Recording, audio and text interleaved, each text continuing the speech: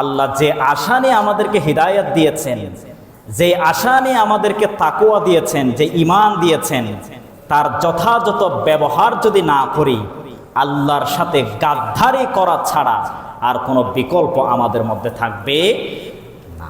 এজন্য for example দেখেন, একজন মানুষকে আপনি 1000 টাকা দান করেছেন এবং বললেন এই 1000 টাকা দিয়ে তোমার ওষুধ কিংবা বাড়ির কিছু কাজ, বাড়ির জন্য কিছু প্রয়োজন হলে এগুলো ক্রয় করে বাড়িতে নিয়ে যাও।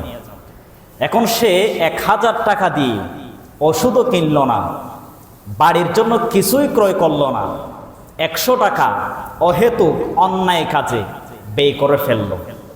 অন্যান্য মদ বলেন, ট্যাবলেট বলেন, যা বলেন, যেগুলো অপব্যয়, এগুলোর মধ্যে সে 1000 টাকা ব্যয় করে ফেলল।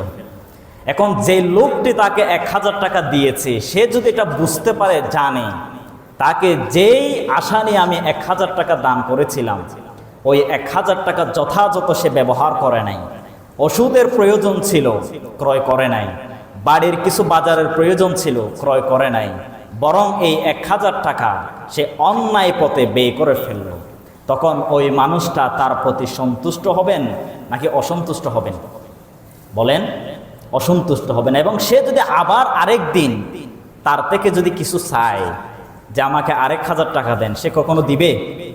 দিবে না। তো আল্লাহ আমাদেরকে সে হিদায়াত, সেই ঈমান, সেই আশা নিয়ে দিয়েছেন যে তাদেরকে আমি হিদায়াত দিয়েছি, ঈমান দিয়েছি, তারা আমার কাজ করবে, নামাজ পড়বে, ভালো আমল করবে, মানুষের সাথে 2 নাম্বারি করবে না, মানুষদেরকে ঠকাবে না, মানুষদের ধন সম্পদ আত্মসাৎ করবে না, চাঁদাবাজি করবে না, লুটতরাজ করবে না, কোনো মানুষকে কষ্ট দিবে না। এই আশা নিয়েই কিন্তু আমাদেরকে হিদায়াত এবং ঈমান আল্লাহ তাআলা দিয়েছেন।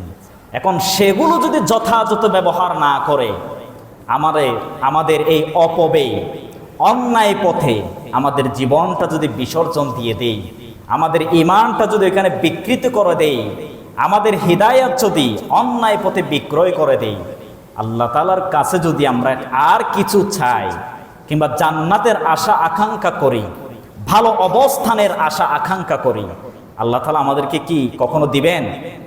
দিবেন না। এজন্য আল্লাহর যে আশা আকাঙ্ক্ষা, যে ইচ্ছা, এগুলো যদি আমরা টার্গেট পূরণ করতে পারি, আল্লাহর ইচ্ছাকে যদি আমরা সম্মান দিতে পারি, তাহলেই কাল কিয়ামতের ময়দানে আমাদেরকে আল্লাহ তাআলা জান্নাত দিবেন ইনশাআল্লাহ।